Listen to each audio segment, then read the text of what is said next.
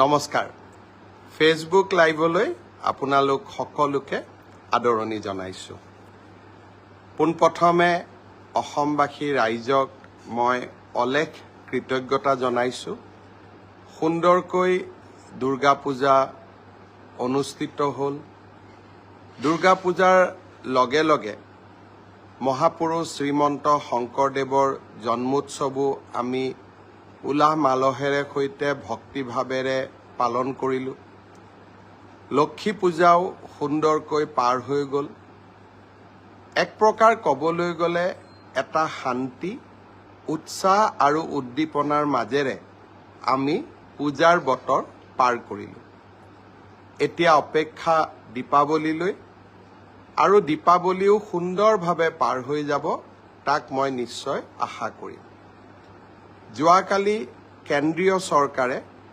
তেখেতসকলৰ কৰ্মচাৰীসকলৰ বাবে দীপাৱলীৰ প্ৰাক মুহূৰ্তত 3% মৰগীয়া বানচ ঘোষণা কৰিছে দীপাৱলী কেন্দ্ৰীয় চৰকাৰ ৰাজ্য চৰকাৰ সকলো কৰ্মচাৰীয়ে উলহ মালহেৰে পালন কৰে ৰাজ্য চৰকাৰেও অনতিপলমে ৰাজ্য চৰকাৰৰ কৰ্মচাৰীসকলৰ মৰগীয়া বানচ বৃদ্ধিৰ সম্পৰ্কত সিদ্ধান্ত ল'ব সকলোকে আকৌ এবাৰ আগতীয়াকৈ দীপাৱলীৰ শুভেচ্ছা জনালো আজি জনতা ভৱনত মই প্ৰতিশ্ৰুতি দিয়া অনুসৰি আমাৰ অসম সচিবালয়ত লোকসেৱা ভৱনত আজি আমি মুখ্যমন্ত্ৰীৰ আত্মনিৰ্ভৰ অসম অভিযানৰ দ্বিতীয় সংস্কৰণটো আৰম্ভ কৰিলো সকলো ইতিমধ্যে অৱগত যে যোৱা কেইদিনমান আগতে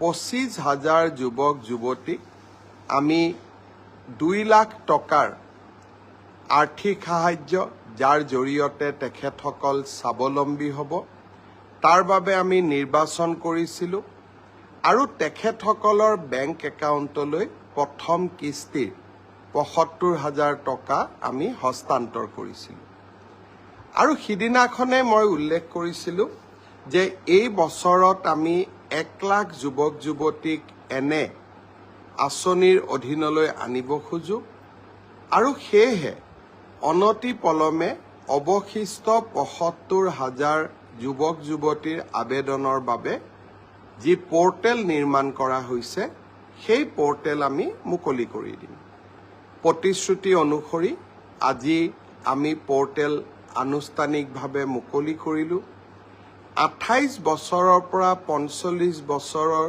উদ্যমী যুৱক যুৱতীসকলে মুখ্যমন্ত্ৰীৰ আত্মনিৰ্ভৰ অসম অভিযানৰ বাবে আবেদন কৰিব পাৰিব এই আবেদনসমূহ আমি জিলা পৰ্যায়লৈ নিৰ্বাচিত কৰিম আৰু সমগ্ৰ অসমৰ প্ৰতিখন জিলাৰ পৰাই সমানুপাতিকভাৱে আমি হিতাধিকাৰী নিৰ্বাচনৰ প্ৰচেষ্টা কৰিম যিসকলে চিকিৎসা বিজ্ঞান আমাৰ এগ্ৰিকালচাৰ হৰ্টিকালচাৰ ফিচাৰী আদিত ডিগ্ৰী লাভ কৰিছে বা ইঞ্জিনিয়াৰিঙত ডিগ্ৰী লাভ কৰিছে আৰু তেওঁলোকে নিজে কিবা এটা কৰিব খোজে তেওঁলোকৰ বাবে এই আঁচনিত সৰ্বমুঠ ধন তেখেতসকলে 5 লাখ টকা লাভ কৰিব আনসকলৰ বাবে এই আঁচনিত পাবলগীয়া ধন হ'ল 2 লাখ টকা শিক্ষাগত অৰ্হতা সাধাৰণ শ্ৰেণীৰ বাবে প্ৰৱেশিকা পৰীক্ষা পাছ ST SC OBCৰ কাৰণে ক্লাছ 10 লৈকে পঢ়িলেও হ'ব শিক্ষাগত অৰ্হতা যাতে স্বাৱলম্বিতাৰ পথত আহিব নোৱাৰে সেই কাৰণে আমি শিক্ষাগত অৰ্হতাৰ ওপৰত বহুত বেছি গুৰুত্ব দিব বিচৰা নাছিলো স্বাৱলম্বী মন এটা নিজৰ ভৰিৰ ওপৰত নিজে থিয় হৈ আৰু 10 জনক আত্মসংস্থাপনৰ বাট দেখুৱাব বিচৰা সেই সকল যুৱক যুৱতীক এই আঁচনিখনৰ বাবে মই আমন্ত্ৰণ কৰিছো আঁচনিখনৰ প্ৰথম কিস্তিৰ ধন আমি 1 লাখ টকা আগবঢ়াম আৰু দ্বিতীয় কিস্তিৰ ধন আগবঢ়োৱাৰ আগতে আমি নিয়োগ কৰা CM ফেলোশ্বিপ প্ৰগ্ৰেমৰ যুৱক যুৱতীসকলে তেওঁলোকৰ প্ৰকল্প ব্যৱসায় বাণিজ্যসমূহ পৰ্যালোচনা কৰিব আৰু তেওঁলোকৰ প্ৰতিবেদনৰ ভিত্তিতে আঁচনিখনৰ দ্বিতীয় কিস্তিৰ ধন লাভ কৰিব। অসীম কুমাৰ নাথ ব্ৰডকাষ্ট চাই আছে, বিনোদ সুব্বা ব্ৰডকাষ্ট চাই আছে, পদ্ম বৰা ব্ৰডকাষ্ট চাই আছে, দেৱযানী দত্ত ব্ৰডকাষ্ট চাই আছে, ফাৰহাত আলী ব্ৰডকাষ্ট চাই আছে, জয়শ্ৰী দাস ব্ৰডকাষ্ট চাই আছে। সকলোকে মই আদৰণি জনাইছোঁ। অহা 20 তাৰিখে আমি মিছন বসুন্ধৰাৰ তৃতীয় সংস্কৰণ আৰম্ভ কৰিম। প্ৰথম দুটা সংস্কৰণৰ জৰিয়তে 10 লাখতকৈও অধিক পৰিয়ালে ভূমিৰ ওপৰত নিজৰ অধিকাৰ লাভ কৰিলে। মিছন বসুন্ধৰাৰ তৃতীয় সংস্কৰণত আমি এইবাৰ অৱশিষ্ট যিসকল পৰিয়ালে ভূমিৰ অধিকাৰ লাভ কৰা নাই তেওঁলোকক ভূমিৰ অধিকাৰ দিবলৈ আমি প্ৰচেষ্টা কৰিম। অতিৰিক্তভাৱে আপোনালোকে জানি ভাল পাব, আমাৰ গাঁৱৰ নামঘৰ, মন্দিৰ, স্কুল, ক্লাব আদি বিভিন্ন অনুষ্ঠানে আজিলৈকে নিজৰ মাটি পট্টা কৰি ল'ব পৰা নাই। এইবাৰ আমি ব্যক্তিগত পৰিয়ালৰ মাটিৰ উপৰিও সামাজিক অনুষ্ঠানসমূহক মাটিৰ পট্টা প্ৰদান কৰাৰ ওপৰত গুৰুত্ব দিছোঁ। গাঁৱৰ শ্মশানখনৰ মেদি পট্টা নাই, স্কুলখনৰ মেদি পট্টা নাই আৰু তাৰ লগে লগে বিভিন্ন ক্লাব, মহিলা সমিতি, গাঁৱৰ নামঘৰ, গাঁৱৰ মন্দিৰ এইসকলৰ মাটিৰ পট্টা নোহোৱাৰ কাৰণে তেওঁলোকে বহু সময়ত চৰকাৰী অনুদানৰ পৰা বঞ্চিত হয়।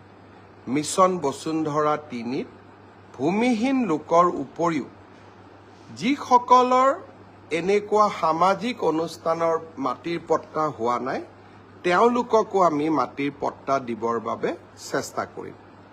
অহা 20 তাৰিখে দিনৰ 11 বজাত আমি মিছন বসুন্ধৰাৰ তৃতীয় সংস্কৰণৰ কাম আৰম্ভ কৰিম। এইবাৰ মিছন বসুন্ধৰাত ভূমিপুত্ৰ সমাধান হোৱাত মই সঁচাকৈ আনন্দিত। গুৱাহাটীৰ পাহাৰ অঞ্চলত বাস কৰা লোকসকলৰ মাটিৰ পট্টা আমি দিয়াৰ পিছতো প্ৰিমিয়াম বহুত হোৱাৰ কাৰণে তেওঁলোকে মাটিৰ পট্টা গ্ৰহণ কৰিব পৰা নাছিল। মিছন বসুন্ধৰা 3ত এই প্ৰিমিয়াম লেণ্ডৰ কাৰণে যি মাটিৰ প্ৰিমিয়াম দিব লাগে তাকো আমি যথেষ্ট হ্ৰাস কৰিছোঁ। অহা 20 তাৰিখে 11টা বজাত আমি মিছন বসুন্ধৰা পুনৰ এবাৰ আপোনালোকলৈকে আগবঢ়াম। আপোনালোকে সকলোৱে এই আঁচনিৰ সুবিধা ল'ব। চাওঁতে চাওঁতে এডিআৰই পৰীক্ষাৰ 2টা পৰীক্ষা আমি পাৰ কৰিলোঁ। এতিয়া শেষ পৰীক্ষাটো অহা 27 অক্টোবৰত অনুষ্ঠিত হ'ব, দীপাৱলীৰ আগতে। 27 তাৰিখৰ যিটো পৰীক্ষা 4ৰ্থ শ্ৰেণীৰ বাবে এই পৰীক্ষা অনুষ্ঠিত হ'ব আৰু ইয়াত আমাৰ 2টা কেটেগৰীৰ ল'ৰা ছোৱালীয়ে 2 বেলা পৰীক্ষা দিব। যিসকলৰ কোৱালিফিকেশ্যন মেট্ৰিক পাছ তেওঁলোকে এটা পৰীক্ষাত বহিব আৰু যিসকলৰ কোৱালিফিকেশ্যন মেট্ৰিকতকৈ তলত তেওঁলোকৰ বাবেও এটা পৰীক্ষা অনুষ্ঠিত হ'ব। মোক সেৱাই জনোৱা মতে প্ৰথম যিটো আগবেলাত 8,27,000 পৰীক্ষাৰ্থীয়ে পৰীক্ষাত বহিব আৰু পিছবেলা 5,52,000 পৰীক্ষাৰ্থীয়ে পৰীক্ষাত বহিব। মই আকৌ এবাৰ সকলো পৰীক্ষাৰ্থীকে শুভেচ্ছা জনাইছোঁ আৰু পৰীক্ষাৰ্থীসকলক আমি এটা সুন্দৰ পৰিৱেশত পৰীক্ষা দিয়াৰ সুযোগ আৰু সুবিধা দিম তাক মই পুনৰ আকৌ এবাৰ প্ৰতিশ্ৰুতি দিছোঁ। যিখন কুৱেশ্যন পেপাৰ পৰীক্ষাৰ পিছত সেইখন আপোনালোকে ঘৰলৈ লৈ আহিব পাৰিব। OMR চিট আপোনালোকে আবেদন কৰি সংগ্ৰহ কৰিব পাৰিব আৰু এনচাৰ কিউ আপোনালোকে ৱেব পৰ্টেলত পাব পাৰিব।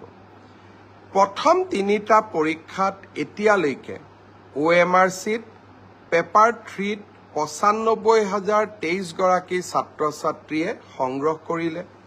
পেপাৰ 4ত 20,055 গৰাকী প্ৰাৰ্থীয়ে OMR চিট সেৱাৰ পৰা আবেদন কৰি সংগ্ৰহ কৰিলে আৰু পেপাৰ 5ত 7,231 গৰাকী প্ৰাৰ্থীয়ে OMR চিট সংগ্ৰহ কৰিলে। মই যিমান ভাবিছিলোঁ সিমান ষ্টুডেণ্টে OMR চিট লোৱা নাই, সি আমাৰ ওপৰত থকা বিশ্বাসকে সূচায়। তথাপিতো যিসকলে আবেদন কৰিব তেওঁলোকক আমি OMR চিট উভতাই দিম। সীমান্ত বৰঠাকুৰক ধন্যবাদ জনাইছোঁ ব্ৰডকাষ্টত অহা বাবে, জয়ন্ত কলিতাক ধন্যবাদ জনাইছোঁ, সৰোজিনী শইকীয়াক ধন্যবাদ জনাইছোঁ, মোহন দাসক ধন্যবাদ জনাইছোঁ, মানসজ্যোতি কলিতাক ধন্যবাদ জনাইছোঁ, মুকেশ পেগুক ব্ৰডকাষ্টত অহাৰ বাবে ধন্যবাদ জনাইছোঁ, প্ৰণৱ ৰাজবৰুৱাক ধন্যবাদ জনাইছোঁ, দীপক দাসক ধন্যবাদ জনাইছোঁ। মই সকলোকে পুনৰ এবাৰ ধন্যবাদ জনাইছোঁ। এতিয়া মই আহিব খুজিছোঁ অসম চৰকাৰে গ্ৰহণ কৰিব খোজা এক অনন্য কাৰ্যসূচীলৈ। অহা 3 নৱেম্বৰৰ পৰা 9 নৱেম্বৰলৈ অসমত আমি ভাষা গৌৰৱ সপ্তাহ পালন কৰিম। মই জানি বুজি অসমীয়া ভাষা গৌৰৱ বুলি কোৱা নাই, যাতে সকলোৱে মিচিং, বড়ো, ৰাভা সকলোৱে নিজৰ নিজৰ ভাষাৰ উৎপত্তি, ভাষাটোক আগবঢ়াই নিয়াৰ ক্ষেত্ৰত কি ধৰণৰ কাৰ্যসূচী ল'ব পৰা যাব, সেই সকলো বিষয় ভাষা গৌৰৱ সপ্তাহৰ সময়ত আমি আলোচনা কৰিব পাৰিম।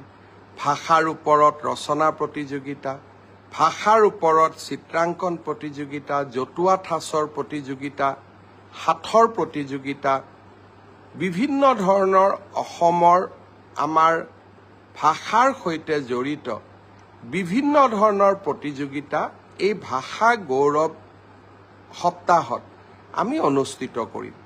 অসমৰ বিদ্যালয়, বিশ্ববিদ্যালয়, মহাবিদ্যালয়, সাহিত্য সভা, ক্লাব, মহিলা সমিতি সকলোৱে ভাষা গৌৰৱ সপ্তাহ পালন কৰিব পাৰিব আৰু যোগদান কৰিব পাৰিব।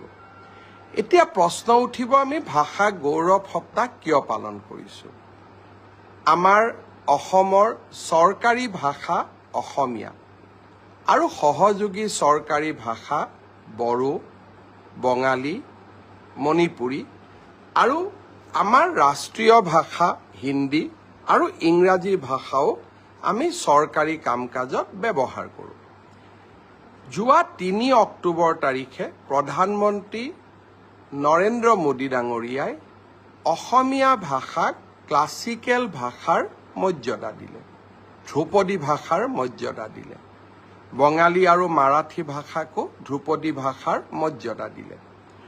আমি 3 পৰা 9 তাৰিখে বিভিন্ন অনুষ্ঠানত এই ভাষা গৌৰৱ সপ্তাহ পাতিম আৰু প্ৰধানমন্ত্ৰী ডাঙৰীয়াক আমাৰ ভাষাক ধ্ৰুপদী ভাষাৰ স্বীকৃতি দিয়াৰ বাবে ধন্যবাদ জনাই একোখনকৈ পত্ৰ লিখিম। আৰু লগতে 4ৰ্থ শতিকাৰ পৰা অসমীয়া ভাষাক আৰু বঙালী বা অসমত ডেফিনেটলি বৰাক উপত্যকাত বঙালী ভাষাক বা মহাৰাষ্ট্ৰত মাৰাঠী ভাষাক এই ভাষাটোক উত্তৰণ জীপাল কৰি ৰখাৰ বাবে যিসকল ব্যক্তিয়ে অনন্য বৰঙণি আগবঢ়ালে তেওঁলোককো সেই দিনটোত আমি সোঁৱৰণ কৰিম আৰু নিজৰ নিজৰ ভাষাৰ উত্থানৰ ওপৰত আমি একেলগে কথা পাতিম। আমি বহুতেই নাজানো অসমীয়া ভাষাৰ আৰম্ভণি হৈছিলে 4ৰ্থ শতিকাত। অসম প্ৰকাশন পৰিষদে যিখন টেকনিকেল ৰিপৰ্টৰ প্ৰস্তুত কৰিছিল অসমীয়া ভাষাক ধ্ৰুপদী ভাষা কৰিবৰ বাবে, সেই টেকনিকেল কমিটিৰ সংক্ষিপ্ত প্ৰতিবেদন এখনো আমি আপোনালোকলৈকে যিসকলে স্কুল, কলেজ, ইউনিভাৰ্চিটি, মহিলা সমিতি, ক্লাব যিসকলে এই অনুষ্ঠানত যোগদান কৰিব খোজে তেওঁলোকলৈকে আমি প্ৰেৰণ কৰিম। প্ৰকাশন পৰিষদৰ ৱেব পৰ্টেলতো আমি সমগ্ৰ টেকনিকেল কমিটিৰ প্ৰতিবেদন এই দিশবিলাক আলোচনা কৰাৰ লগে লগে ভাষা গৌৰৱ সপ্তাহত আমাৰ জনজাতীয় ভাষা সংস্কৃতিসমূহৰ ক্ষেত্ৰতো আমি আলোচনা কৰিব পাৰিম। আমাৰ অসমত প্ৰচলিত মণিপুৰী, গোৰ্খা, হিন্দী ভাষা, যি যাৰ মাতৃভাষা, সকলোৱে বৰাকত বঙালী ভাষা, যোনে যি ধৰণে নিজৰ নিজৰ মাতৃভাষাৰ উত্তৰণৰ ওপৰত কথা পাতে আমি পাতিব পাৰিম। খালি আমি অসমীয়াক ধ্ৰুপদী ভাষাৰ স্বীকৃতি দিয়া বাবে প্ৰধানমন্ত্ৰী ডাঙৰীয়াক ধন্যবাদ। আৰু আমাৰ যিসকল গৱেষক, বিদগ্ধ পণ্ডিত, বুদ্ধিজীৱীয়ে এই ভাষাটোক এই পৰ্যায়লৈ লৈ আহিলে তেখেতসকলকো আমি ধন্যবাদ জনাম। মোদী ডাঙৰীয়াক আমি প্ৰেৰণ কৰা প্ৰস্তাৱে অসমীয়া যে এটা কৃতজ্ঞ জাতি তাক আকৌ এবাৰ প্ৰমাণ কৰিব। আৰু ভৱিষ্যতলৈও আমি প্ৰধানমন্ত্ৰী ডাঙৰীয়াৰ পৰা এনে আশীৰ্বাদ লাভ কৰি থাকিব পাৰিম। বহাগ বিহুক বিশ্বৰ মানচিত্ৰলৈ লৈ যোৱা, লাচিত বৰফুকনৰ 400 বছৰৰ জন্ম জয়ন্তী বিশাল প্ৰতিমূৰ্তি, চৰাইদেউৰ মৈদামক ইউনেস্কোৰ ৱৰ্ল্ড হেৰিটেজ, অসমীয়াক ধ্ৰুপদী ভাষা, এই গোটেইবোৰ অসাধাৰণ কাম আমি এই সময়ছোৱাতে এক প্ৰকাৰ ক'ব গ'লে আমি সফলতা লাভ কৰিবলৈ সক্ষম হ'লোঁ। সেই দৃষ্টিৰ পৰা যোৱা 3.5 বছৰ অসমৰ বাবে এক স্বৰ্ণিম কাল, এক স্বৰ্ণিম যুগ বুলি আমি ক'ব পাৰোঁ। এতিয়া আমাৰ অপেক্ষা আমি ঝুমুৰ নৃত্য। কেইমাহমানৰ ভিতৰতে আমি গুৱাহাটীত বহাগ বিহু যি ধৰণে প্ৰদৰ্শন কৰিছিলোঁ, আমি ঝুমুৰ নৃত্য 8-10 হাজাৰ শিল্পীৰে সৈতে আমি গুৱাহাটীত প্ৰদৰ্শিত কৰিম আৰু ঝুমুৰকো বিশ্ব দৰবাৰলৈ লৈ যোৱাৰ বাবে প্ৰচেষ্টা কৰিম। মোৰ ফেচবুক ব্ৰডকাষ্টত মই আপোনালোকক আহ্বান জনাইছিলোঁ ভাৰতীয় জনতা পাৰ্টিৰ সদস্যতা গ্ৰহণ কৰিবৰ বাবে। মই আপোনালোকক অত্যন্ত আনন্দৰে সৈতে জনাব খুজিছোঁ যে যোৱা 1.5 মাহত আমাৰ কাৰ্যকৰ্তাসকলে লোৱা প্ৰচেষ্টাত আজি ভাৰতীয় জনতা পাৰ্টি 60,63,000 সদস্যৰে মহীয়ান হ'ল। ই যিকোনো ৰাজনৈতিক দলৰ বাবে এক অনন্য কৃতিত্ব। 60 লাখ সদস্যৰে পৰিপূৰ্ণ এটা দল কিমান আস্থা থাকিব লাগিব, কিমান মৰম থাকিব লাগিব। আৰু এই গোটেই সদস্যতা কেনেকৈ কৰা হৈছে? প্ৰথমতে টেলিফোনত নিৰ্দিষ্ট নম্বৰত ডায়েলিং, তাৰ পিছত মোবাইলত OTPৰে নিজৰ ঠিকনা, নিজৰ এড্ৰেছ, নিজৰ ফোন নম্বৰ, অৰ্থাৎ নিজকে ইনভলভ কৰি 60 লাখ লোকে, 60 লাখতকৈ অধিক লোকে ভাৰতীয় জনতা পাৰ্টিৰ সদস্যতা গ্ৰহণ কৰিল। ইয়াৰ লগত আৰু এটা সফলতা আছিল যে অসমৰ 100টা সমষ্টিত, উজনি অসমৰ প্ৰতিটো সমষ্টিত, উত্তৰ অসমৰ প্ৰতিটো সমষ্টিত, নামনি অসমত কেইটামানত আমি কৰিব পৰা নাই, প্ৰতিটো সমষ্টিতে 40,000তকৈও অধিক লোকে আমাৰ প্ৰতিটো সমষ্টিত সদস্যতা গ্ৰহণ কৰিছে।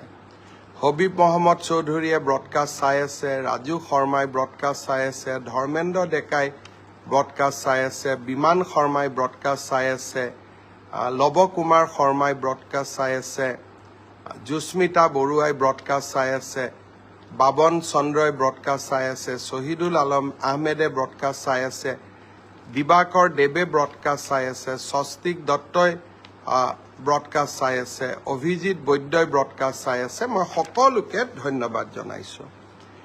এই মেম্বাৰশ্বিপৰ ড্ৰাইভে সঁচাকৈয়ে আমাক এক অদ্ভুত শক্তি দিলে। অসমক সেৱা কৰাৰ বাবে আমি আকৌ এবাৰ আপোনালোকৰ পৰা যেন আশীৰ্বাদ লাভ কৰিলোঁ। স্বাভাৱিকতে হাৰিয়ানাৰ নিৰ্বাচনৰ ফলাফলেও আমাক সকলোকে উৎসাহিত কৰিছে। হাৰিয়ানাৰ নিৰ্বাচনত প্ৰচাৰ চলাব যোৱা বাবে কেইদিনমান আপোনালোকৰ লগত মই ফেচবুকৰ জৰিয়তে জড়িত হ'ব পৰা নাছিলোঁ। নিৰ্বাচনৰ ফলাফলে আমাক আকৌ এক অনাবিল আনন্দ দি থৈ গ'ল। অহা এমাহৰ ভিতৰত, কেইটামান দিনৰ ভিতৰত অসমৰ বিহালী, বঙাইগাঁও, চিডলি, ধলাই আৰু চামুগুৰিত বিধানসভাৰ উপনিৰ্বাচন অনুষ্ঠিত হ'ব। মই আপোনালোকৰ সহায় সহযোগিতা কামনা কৰিম। এই 5টা সমষ্টিৰ ভাৰতীয় জনতা পাৰ্টি, UPPL আৰু অসম গণ পৰিষদ দলৰ কৰ্মকৰ্তাসকলক অত্যন্ত সমৰ্পণৰ মনোভাৱেৰে ৰাইজৰ ওচৰত গৈ আমাৰ চৰকাৰে গ্ৰহণ কৰা কাম কাজসমূহৰ বিষয়ে খুব সুন্দৰ কৰি বুজাবৰ বাবে মই অনুৰোধ কৰিছোঁ, যাতে এই 5টা উপনিৰ্বাচনতে আমি সুন্দৰ ফলাফল দেখুৱাব পাৰোঁ। পুনৰ এবাৰ আপোনালোক সকলোকে দীপাৱলীৰ শুভেচ্ছা জনালোঁ। দীপাৱলীত আমি ফটকা ফুটাওঁ, চৰকাৰে গাইডলাইন দিব আৰু সেই গাইডলাইন অনুসৰি আমি নিশ্চয় ফটকা ফুটাম আৰু চৰকাৰী নিয়ম নীতি আমি পালন কৰিম। দীপাৱলীত যাতে কোনো দুৰ্ঘটনাৰ সন্মুখীন হ'ব নালাগে, প্ৰদূষণৰ কথাও আমি মনত ৰাখিম আৰু সুন্দৰভাৱে আমি দীপাৱলী পালন কৰিম। চান তালুকদাৰ মোক ধন্যবাদ জনাইছে। বিশ্বজিৎ দে মোক লিখিছে যে জীৱনৰ শেষ দিনলৈকে মোক তেওঁ ভাল পাই থাকিব। হিৰণ্য ভট্টাচাৰ্যীয়ে লিখিছে গ্ৰেট ষ্টেপ। সুমন নায়কে লিখিছে আপোনাৰ ওপৰত অসমৰ জনগণৰ বহুত আস্থা আছে, আপুনি আগুৱাই যাওক। ডক্টৰ মইবান ৰিকি দেৱীয়ে লিখিছে ধন্যবাদ মামা। ৰেখা ফুকনে লিখিছে বেষ্ট CM অফ আছাম। মই সকলোৰে সুন্দৰ সুন্দৰ মন্তব্যৰ বাবে ধন্যবাদ জনাইছোঁ। সমাজকৰ্মী বন্ধু বুলি আহিছে, এইবাৰ তিনিচুকীয়াত আহিলে লগ পাম বুলি লিখিছে। চিংকি দাসে লিখিছে আপুনি আমাৰ গৌৰৱ। গৌতম ৰাজবংশীয়ে কৈছে শুভ দীপাৱলী। অনন্ত চৰকাৰে লিখিছে গ্ৰেট। প্ৰণৱ গগৈয়ে লিখিছে বেষ্ট চিফ মিনিষ্টাৰ। মই সকলোকে ধন্যবাদ জনাইছোঁ। সকলোৰে নাম পঢ়িব ইচ্ছা হয়, কিন্তু কমেণ্ট দিয়া ব্যক্তিৰ সংখ্যা প্ৰায় 8-9 হাজাৰ 10 হাজাৰ হয়গৈ। সেইকাৰণে কম সময়ত সকলোৰে নাম পঢ়িব নোৱাৰোঁ। যাৰে নাম সন্মুখত দেখোঁ তাৰ নামকেইটাই পঢ়িব চেষ্টা কৰোঁ। পুনৰ এবাৰ দীপাৱলীৰ শুভেচ্ছা জনালোঁ। বহুত বহুত ধন্যবাদ। অহা 20 তাৰিখে মিছন বসুন্ধৰা, আজি CM আত্মনিৰ্ভৰ অসম, এনেকৈ উন্নয়ন আৰু বিকাশৰ অনন্ত ভাণ্ডাৰ লৈ আপোনালোকৰ ওচৰত পুনৰ আহিম। বহুত বহুত ধন্যবাদ।